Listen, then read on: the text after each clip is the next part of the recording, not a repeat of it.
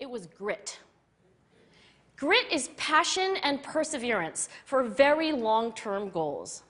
Grit is having stamina. Grit is sticking with your future, day in, day out, not just for the week, not just for the month, but for years, and working really hard to make that future a reality. Grit is living life like it's a marathon, not a sprint. A few years ago, I started studying grit in the Chicago public schools. I asked thousands of high school juniors to take grit questionnaires, and then waited around more than a year to see who would graduate. Turns out that grittier kids were significantly more likely to graduate, even when I matched them on every characteristic I could measure, things like family income, standardized achievement test scores, even how safe kids felt when they were at school. So it's not just at West Point or the National Spelling Bee that grit matters, it's also in school, especially for kids at risk for dropping out. To me, the most shocking thing about grit is how little we know, how little science knows about building it.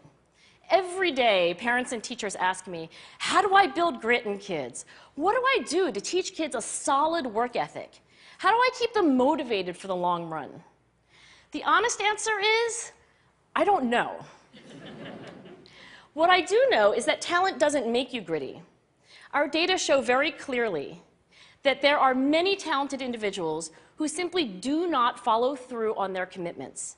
In fact, in our data, grit is usually unrelated or even inversely related to measures of talent. So far, the best idea I've heard about building grit in kids is something called growth mindset. This is an idea developed at Stanford University by Carol Dweck, and it is the belief that the ability to learn is not fixed, that it can change with your effort. Dr. Dweck has shown that when kids read and learn about the brain and how it changes and grows in response to challenge, they're much more likely to persevere when they fail because they don't believe that failure is a permanent condition. So growth mindset is a great idea for building grit, but we need more. And that's where I'm going to end my remarks, because that's where we are. That's the work that stands before us. We need to take our best ideas, our strongest intuitions, and we need to test them. We need to measure whether we've been successful, and we have to be willing to fail, to be wrong, to start over again with lessons learned. In other words, we need to be gritty about getting our kids grittier. Thank you.